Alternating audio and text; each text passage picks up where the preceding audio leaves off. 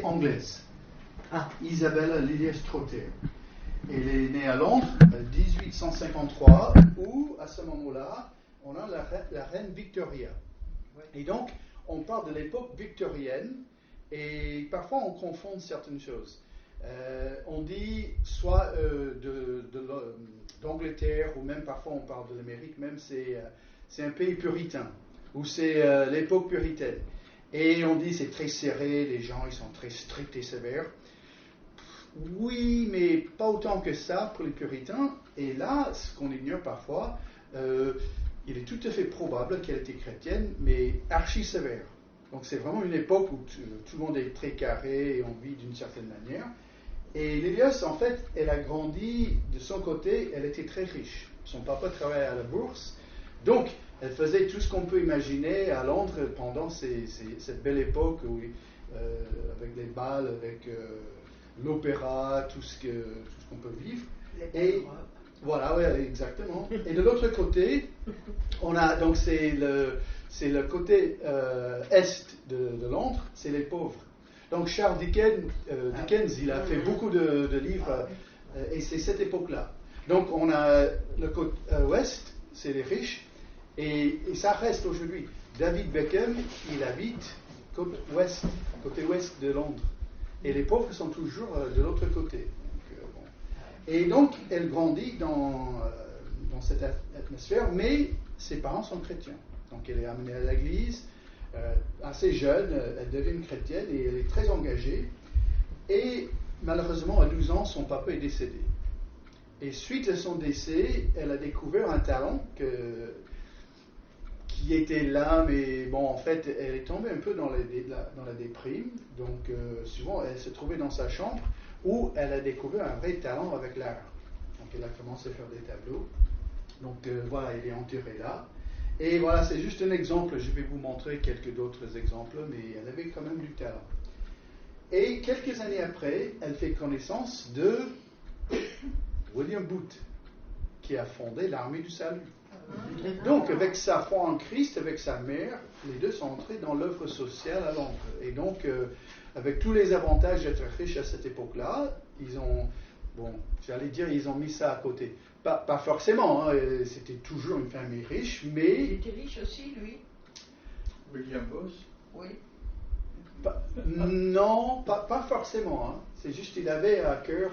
Et on est dans la grande époque où il y a beaucoup de pauvres et le gouvernement ne faisait pas grand-chose. Donc l'Église s'est engagée pour aider ces gens-là. Et donc, plusieurs années après, il y avait une crise. Donc il y avait deux passions dans la vie, l'art ou le royaume de Dieu. Parce qu'elle avait du talent. Et elle savait, si je mets tout à côté au niveau de l'aide sociale, de ma vie chrétienne, je peux vraiment avancer. Je peux être, elle a dit, je peux être vraiment quelqu'un de renommé.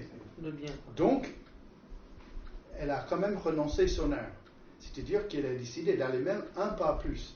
Parce qu'en fait, elle a fait connaissance d'Edward Glennie, donc c'est la même année, où lui était missionnaire dans un pays qui était au moins visité par notre cher Gilbert. Donc, je te dis pourquoi. Et en fait, donc elle est partie dans ce bateau-là avec deux dames, Lucy Louis et Blanche Ewert, le 5 mars 1888 en Algérie. Donc elle est partie. Edward Glennie, lui, était missionnaire en Algérie. En deux mots, il y avait deux couples qui sont allés, ils sont partis en Algérie pour évangéliser les Français. Deux Anglais qui sont allés là-bas. La première nuit, ils se trouvaient dans un hôtel et en pleine nuit, ils regardaient de la fenêtre et c'est comme il y avait un tas de draps, c'est comme quelqu'un a jeté toute la literie du fenêtre. Ils ont dit, mais c'est bizarre ce pays, qu'est-ce qui se passe? Et ils pensaient que c'était les Français qui ont fait ça. Bon.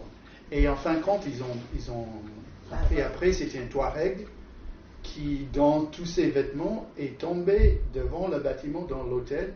En fait, il mourait de faim et les gens, ils étaient complètement égaux.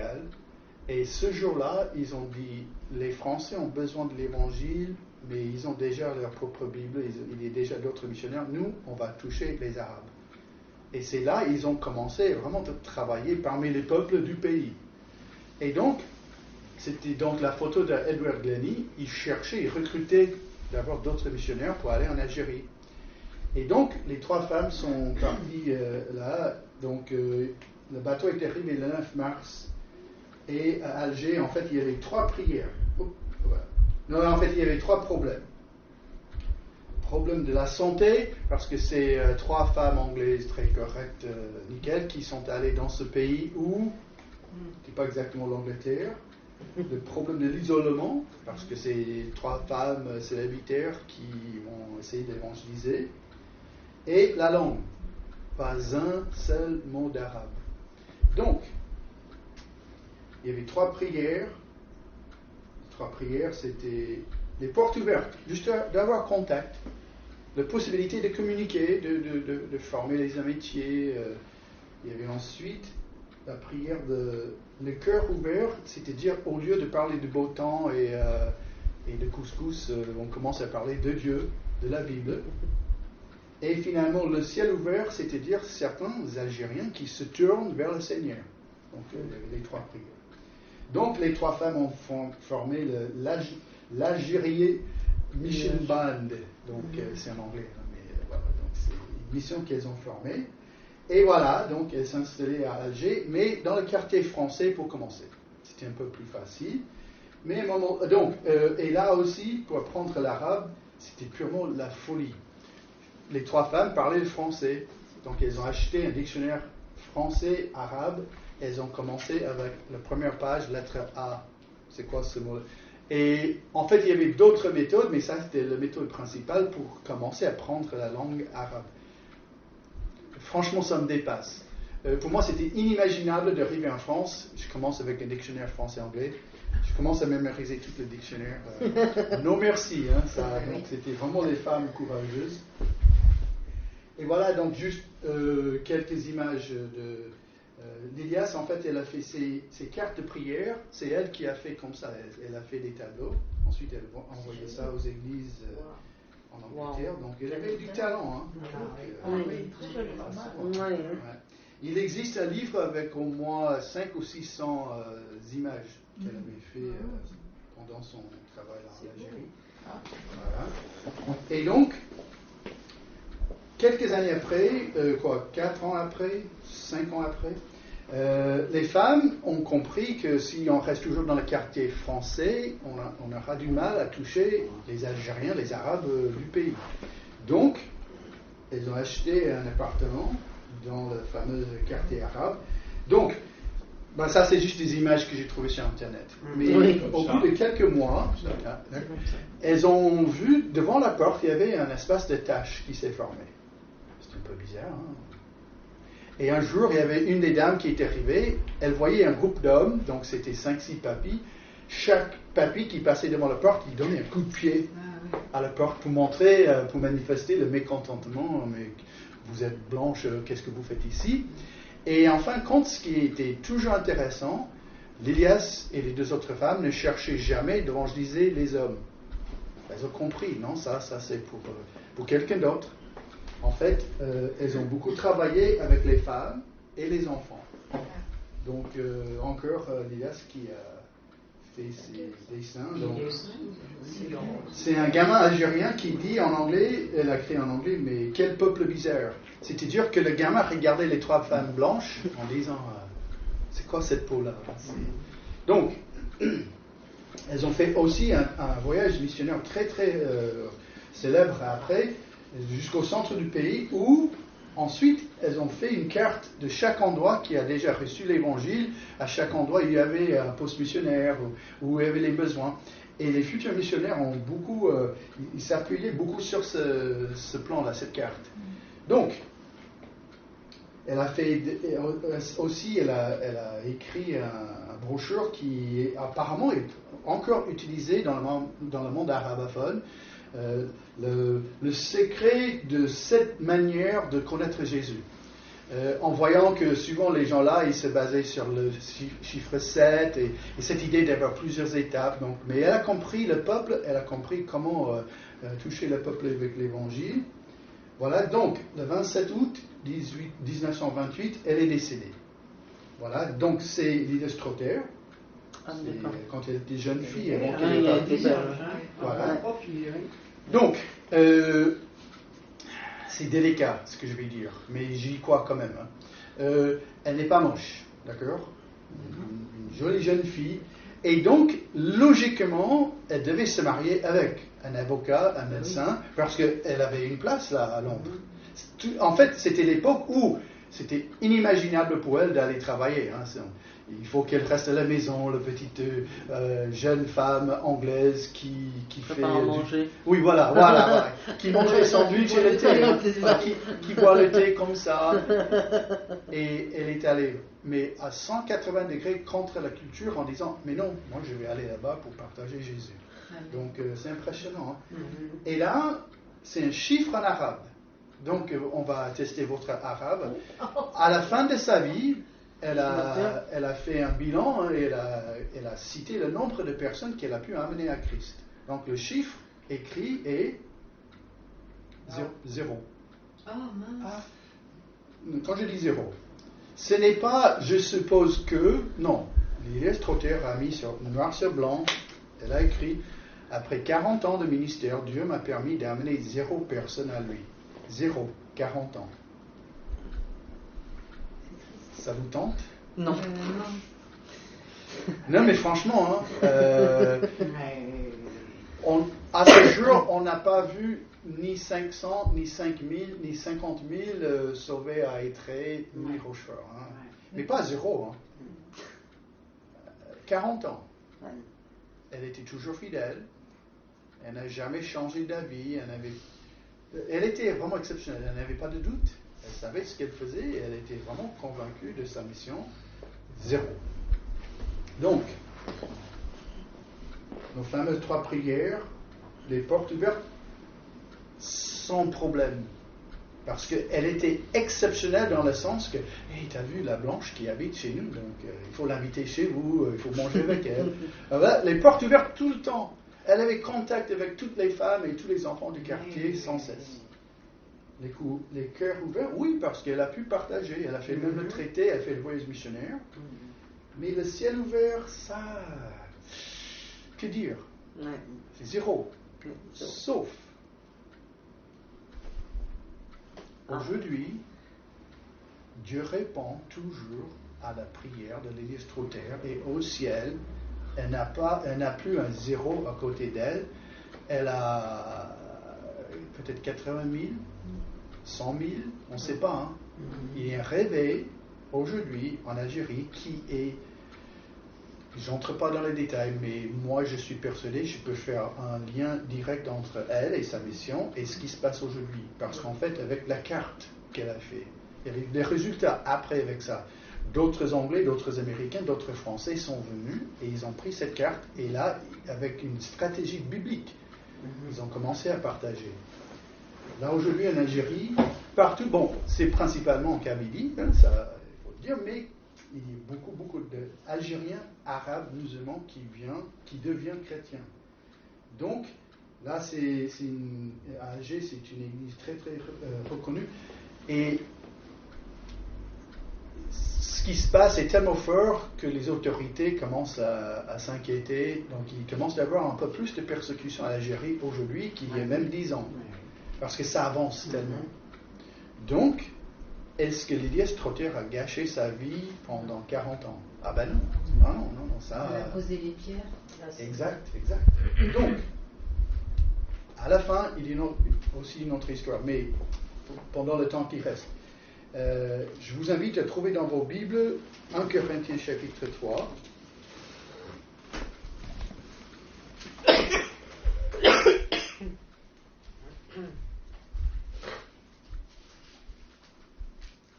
Où l'apôtre Paul il va adresser un problème dans l'Église et au milieu de ce problème, il dévoile quand même une pensée, un enseignement qui vient de Dieu.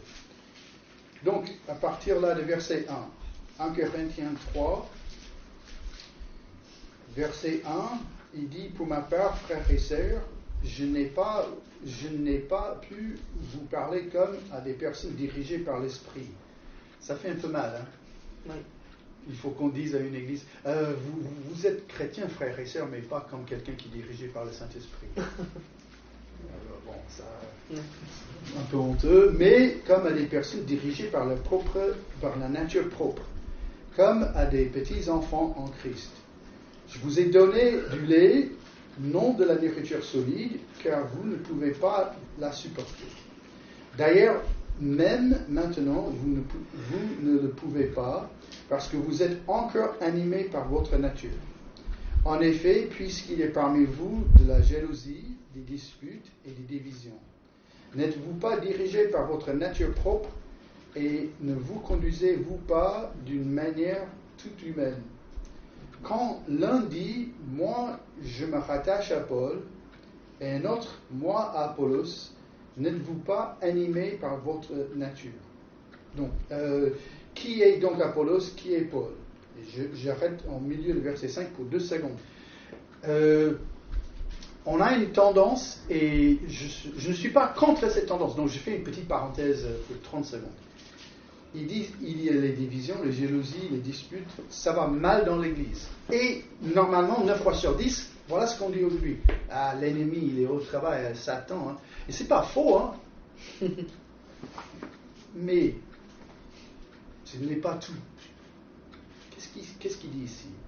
N'êtes-vous pas dirigé par votre nature propre, qui, quand on n'est pas chrétien, on est au service de Satan, on est un enfant de Satan. Ça, je comprends. Mais là, il parle aux frères et sœurs en Christ, qui normalement devaient être dirigés par le Saint-Esprit. Donc, il est vrai, on est attaqué, on est embêté, on est troublé sans cesse par Satan, mais n'oubliez et n'ignorez jamais votre nature propre, votre nature charnelle.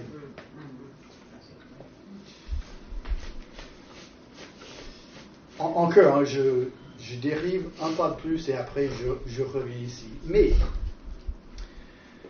à ce jour, à ma connaissance, Satan n'a jamais mis un bonbon dans ma bouche. Donc, il y a 3 ans, quand je suis tombé malade avec diabète, c'était la faute de... c'est l'ennemi, hein, c'est lui qui a mis tous ces produits dans ma bouche, c'est lui qui m'a obligé à boire de coca. J'ai pas de choix. Hein. Non, c'était moi. Il n'y a que moi. Oui, mais ma femme, ce qu'elle a fait à tous ces cas... Non. C'était trop grave. Elle n'a jamais... sauf que dans la nuit, quand je dormais... Donc, on n'est pas bête. Hein. On voit sa propre responsabilité.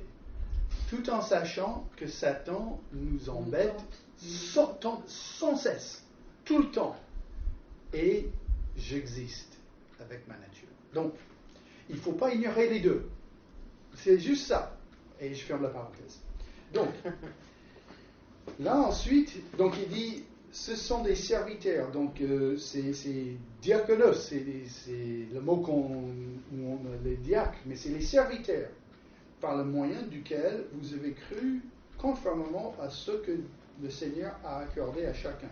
Et là, à partir de verset 6, il va, dirigé par le Saint-Esprit, Paul il va reciter une chose 3 fois, avec 3 points. Il dit d'abord, j'ai planté, Apollos a arrosé, mais c'est Dieu qui a fait grandir. Donc, planter, arroser, c'est des termes de l'agriculture, hein, il n'y a rien de compliqué là. Sauf on sait que c'est une image, d'accord? Mais quand il dit, mais c'est Dieu qui a fait grandir, avec planter, arroser, j'ai cherché à chaque fois que ces mots sont employés dans le Nouveau Testament, et ça reste quand même plutôt dans le vif du sujet, c'est-à-dire que arroser, ça peut être soit boire de l'eau ou arroser une plante. Planter, c'est toujours planter la semence dans la terre. Mais grandir, il y a aussi des versets qui parlent de l'arbre qui grandit, le vignoble qui grandit, mais aussi, juste par exemple, Éphésiens 4, 15. Mais en disant la vérité dans l'amour, nous grandirons à tout point de vue vers celui qui est à la tête, Christ. Ce mot-là, grandir, est aussi souvent pris dans l'aspect, dans l'idée spirituelle. Donc, moi, ce que je constate, en tout cas, il emploie ces mots comme des métaphores. Donc, c'est-à-dire que Paul et Apollos, ils plantaient, mais c'est la Bible, c'est l'Évangile, c'est les enseignements. Mais surtout avec l'idée de la croissance, c'est-à-dire que tous les résultats qu'on puisse avoir avec la Bible. Donc, c'est-à-dire qu'on donne des traités, on plante. On témoigne, on arrose, on plante. Et c'est par étapes qu'on fait le travail de Dieu. Mais surtout à la fin, quand on voit le moindre des résultats, c'est-à-dire qu'une personne qui dit oui, je veux Jésus, ou après un chrétien qui dit, après qu'on parle de... Je donne un très long message sur le mensonge. Et à la fin, quelqu'un dit, ouais, c'est vrai, hein, je n'étais pas très vigilant avec ma bouche, et donc j'ai menti beaucoup. Donc oui, voilà, je vais m'efforcer à dire davantage la vérité. Tout ce qui est là, donc salut et croissance spirituelle, à la fin de la journée. Voilà ce qui se passe. Ça ne me concerne pas. De tout. C'est-à-dire que je plante ou j'arrose. Donc, c'est-à-dire que moi ou vous, on donne, on fournit, voilà, et la vérité est là, donc soit pour le salut ou soit pour la croissance spirituelle. Et on peut toujours prier, mais les résultats, je ne peux rien. Mais de tout, hein. C'est-à-dire que je peux dire à mon enfant 10 milliards fois, il ne faut pas dire les gros mots. Et mon enfant, il quitte la maison et il en sort. Ça, je ne suis littéralement pour rien. Et ça, on le sait. Hein. On n'est pas bête, on voit la logique d'un être humain qui a sa propre volonté. Et en même temps, c'est compliqué. Hein. Vous avez amené combien de personnes à Christ? En réalité, 0. J'ai planté et j'ai arrosé. Est-ce que c'est ça que vous voulez dire par amener à Christ? Ça, oui, je peux fournir quelques chiffres. Si vous parlez du vrai salut, le moment où le choix est fait, j'ai rien fait. 0. Et je ne sais pas vous, mais parfois ça me gêne un peu. Hein. Mais je parle de moi, mon ego. Hein. Et c'est pas beau ce que je dis là. Mais il continue donc. Donc il donne un peu le plan, l'idée. Je plante, j'arrose, Apollos il a arrosé, mais Dieu qui a fait grandir. Ainsi, ce n'est pas... Et là, on saute quelques mots parce qu'on arrive là au verbe qui est le centre de cette phrase, c'est qui compte. Ce n'est pas celui, hein, qui compte. Et le mot là qui traduit compter, c'est le mot qui... C'est littéralement le mot qui est le plus souvent traduit dans le Nouveau Testament comme quelqu'un. Donc ce n'est pas celui qui est quelqu'un.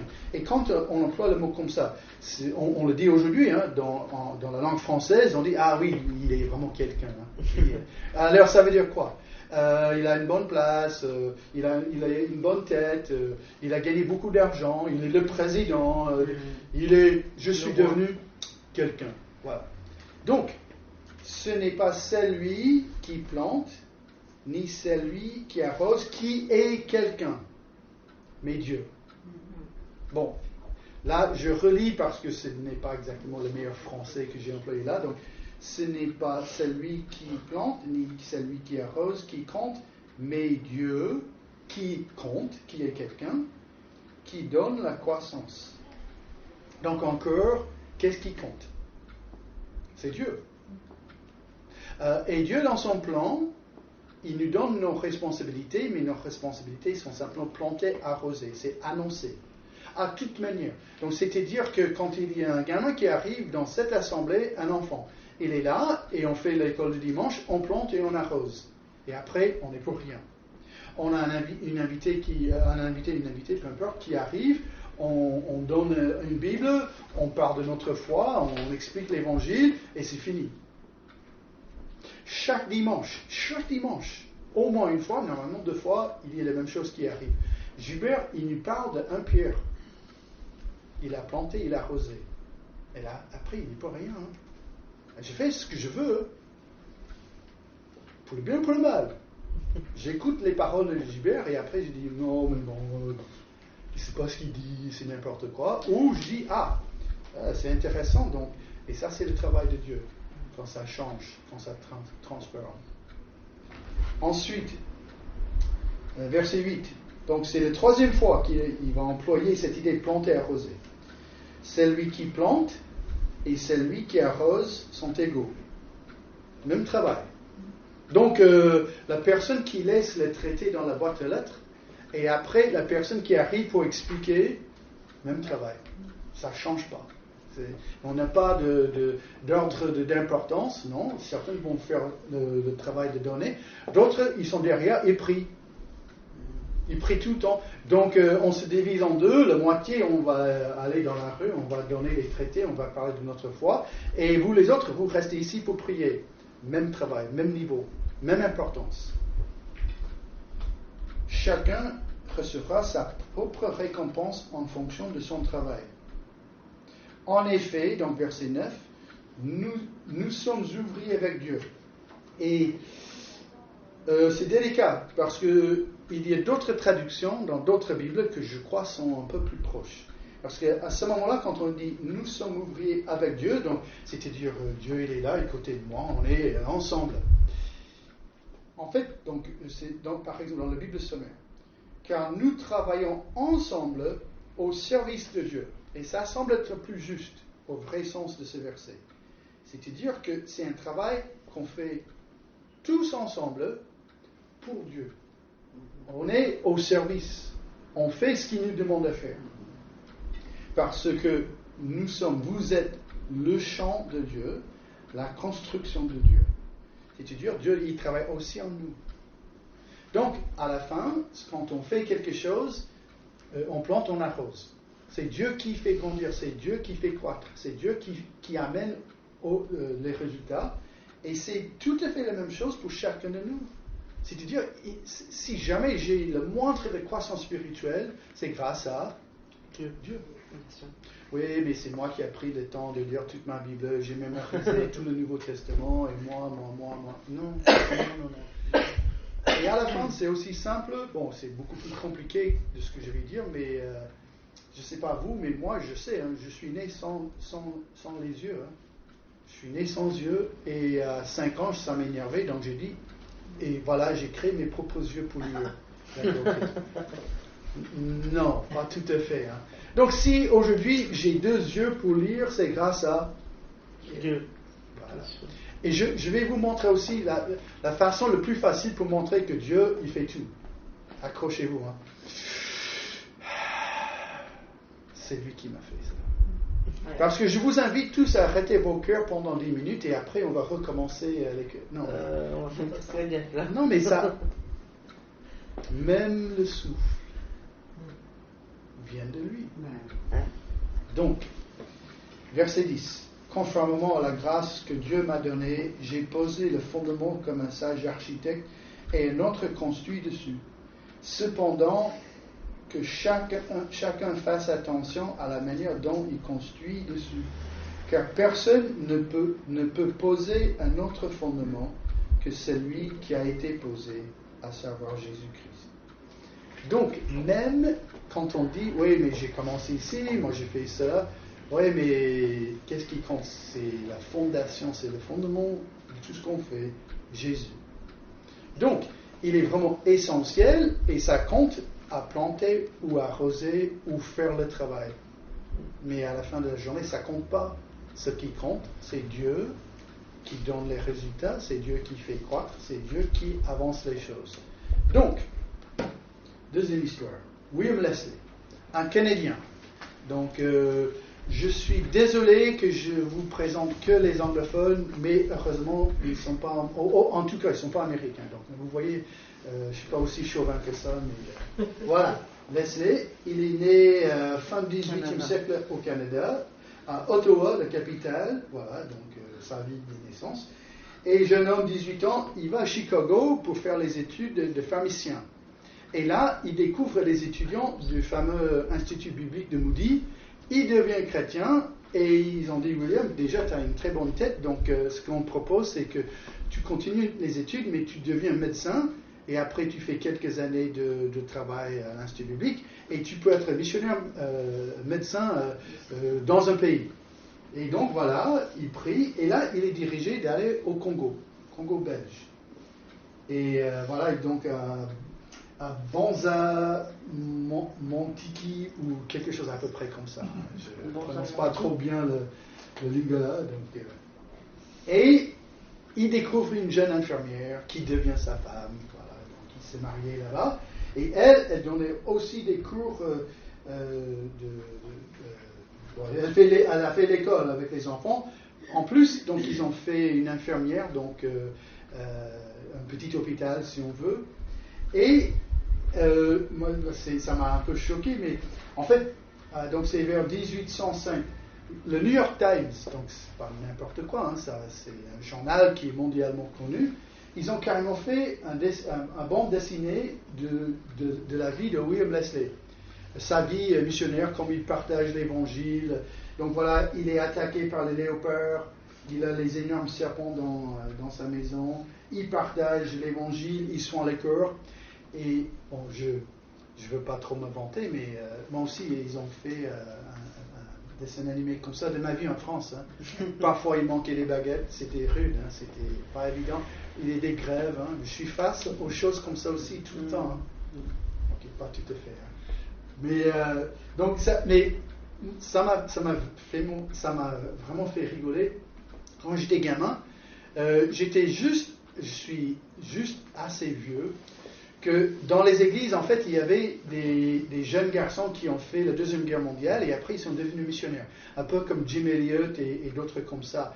Et donc ils sont allés dans les endroits mais compliqués, hein. Et donc, ils sont revenus souvent dans les églises, ils montraient des choses qu'ils ont trouvées dans les pays, là, ils étaient missionnaires, comme les têtes de serpents, ou ouais, j'étais attaqué par 5 éléphants. Et dans ma tête, je me suis dit toujours, oh non, mais je peux être jamais missionnaire Seigneur parce que j'aime trop ma télé et la clim. Hein, donc, et ils m'ont envoyé en France, donc je ne souffre pas trop. C'est tout ce que je voulais dire avec ça. Donc, à un moment donné, après à peu près 10 ans de travail, il était appelé d'aller dans la ville de Vonga et en fait là il allait travailler, donc c'est la station qu'il a créée, donc c'est l'hôpital qu'il a fait. Il a travaillé avec le peuple Yansi et avec ce peuple Yansi il était là avec toute sa famille. Ils ont travaillé pendant 20 ans et vers 18 ou 19 ans de travail il est entré en dispute avec le chef du village et à ce jour on n'a aucune idée qu'est-ce que ça a été le sujet de cette dispute.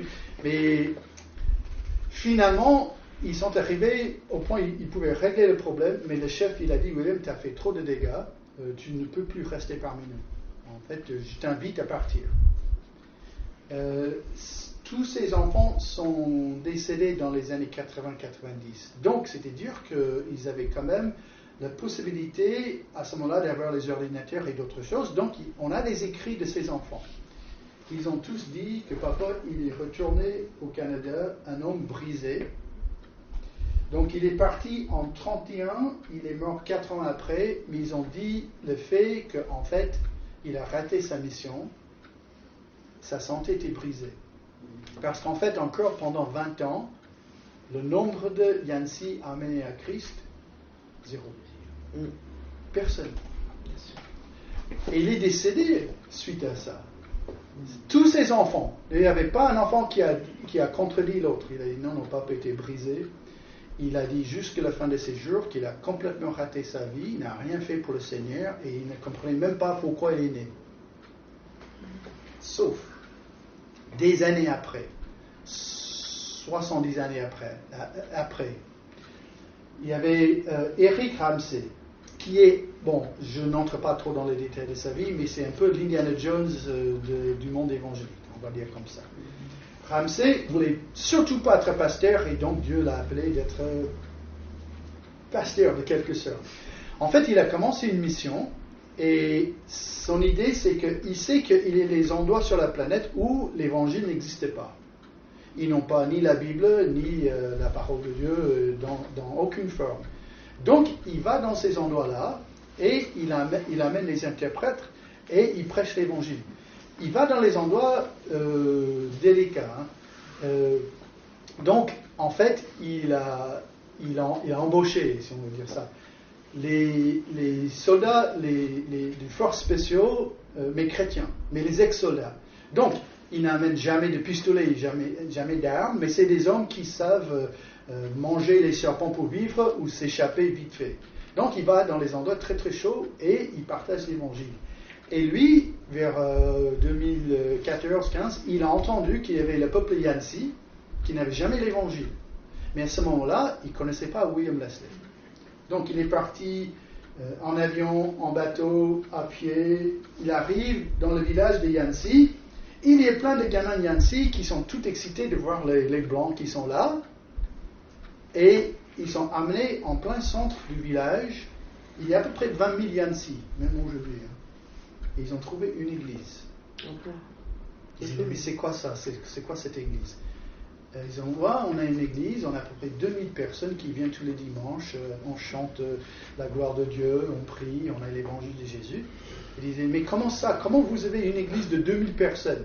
Et là, ils ont dit, dès qu'il avait 2000, en fait, on a fermé, on a dit, on n'a plus de place, donc on a implanté 12 autres églises autour. 20 000 Yansi et à peu près entre 14 et 15 000 chrétiens. Et là, il dit, oui, ok, d'accord, on comprend pourquoi il n'y a que 2000 là, mais comment ça? Expliquez-moi comment aujourd'hui une église biblique, une église chrétienne, en plein centre d'un village où il n'y avait jamais de missionnaires. Ils ont dit, on n'a rien écrit, mais nos arrière nous disent qu'il y avait un William qui était parmi nous. On ne connaît que William. Et il s'est disputé avec le chef.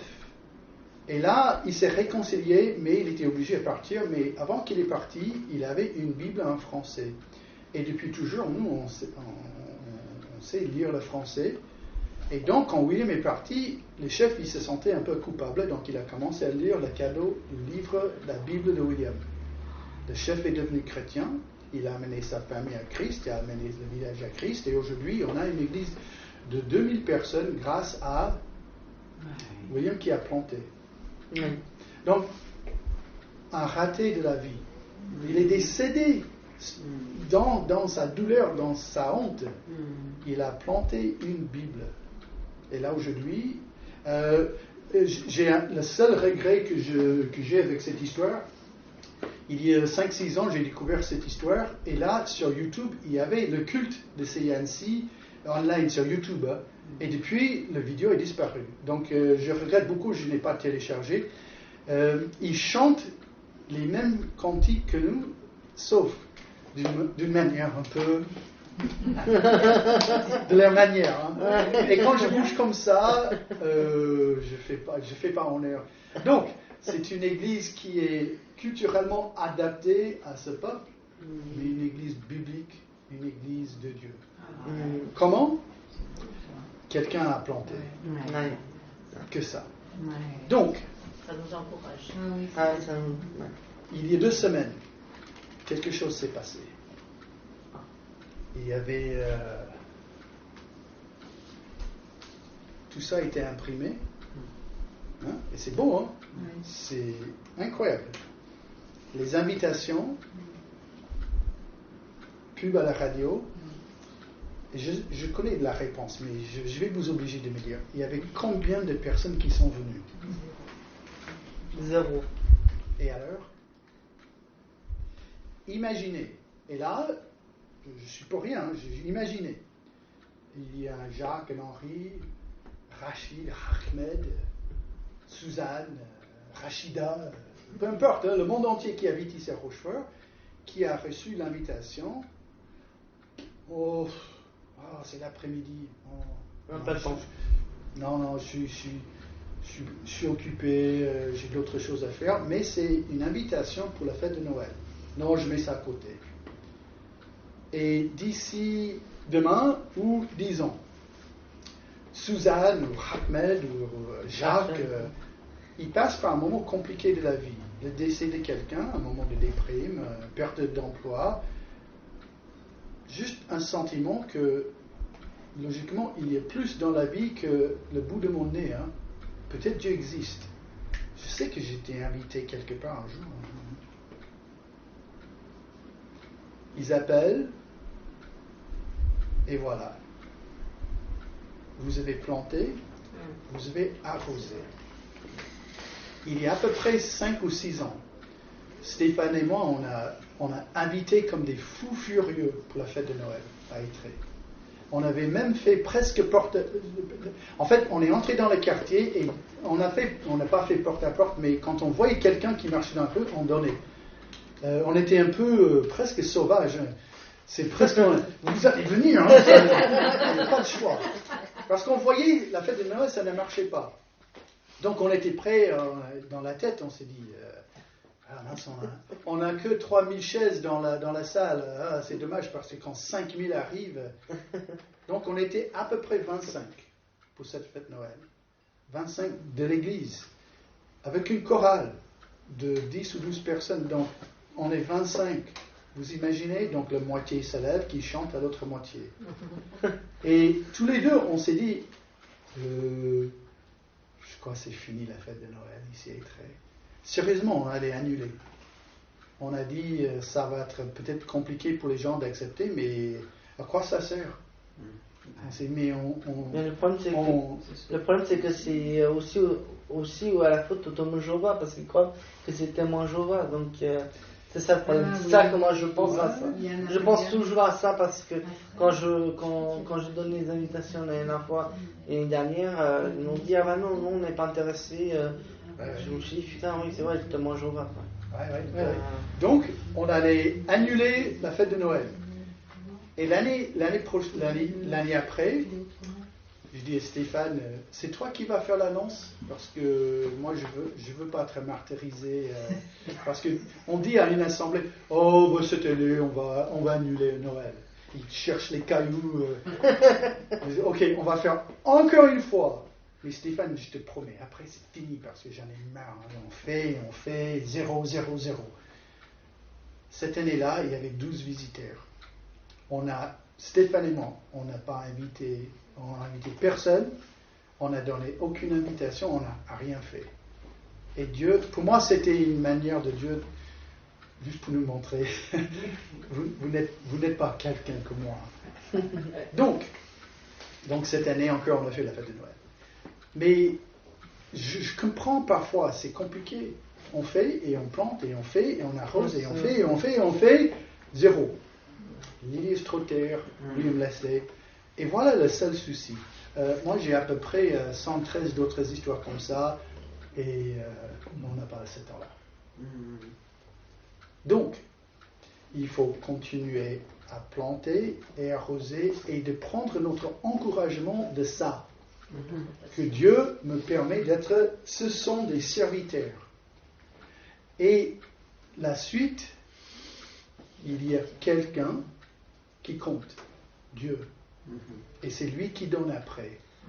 Et donc je termine avec une chose que j'ai dit à peu près 30 milliards fois à Stéphane quand il est venu, tout au début à La Rochelle. Parce que là, il venait de terminer ses études, il allait évangéliser toute la ville, il a fait une église de 5000, et là, pouf, j'ai dit, Stéphane, est-ce que tu es prêt d'accepter que tous tes copains, 50 ou 60 de copains, ils vont devenir chrétiens le jour de tes obsèques? C'est-à-dire qu'après toute une vie de témoignage, le jour de tes obsèques arrive, et là, il y a quelqu'un comme moi avec un accent qui se lève, qui fait 10 000 fautes de français, et ils disent, c'est pas ton français, c'est ton message. Et ils deviennent chrétiens le jour de tes obsèques. C'était pas aussi facile que ça. Hein. Parce que franchement, à tous ceux où j'ai planté, j'ai arrosé, moi j'ai envie qu'ils deviennent chrétiens pendant que je suis en vie. Hein. C'est logique. Et pourtant, parfois Dieu, il attend 10 minutes après, parfois 10 ans, et parfois 70 ans. Et donc, ce message est surtout pour vous donner un encouragement. Mais aussi, c'est un exercice mental terrible. Le fait, est-ce que je suis prêt de continuer dans la fidélité pour l'avenir, pour demain, ou pour nos petits-enfants et nos arrière-petits-enfants, qui vont éventuellement dire oui à Dieu. Prions. Amen.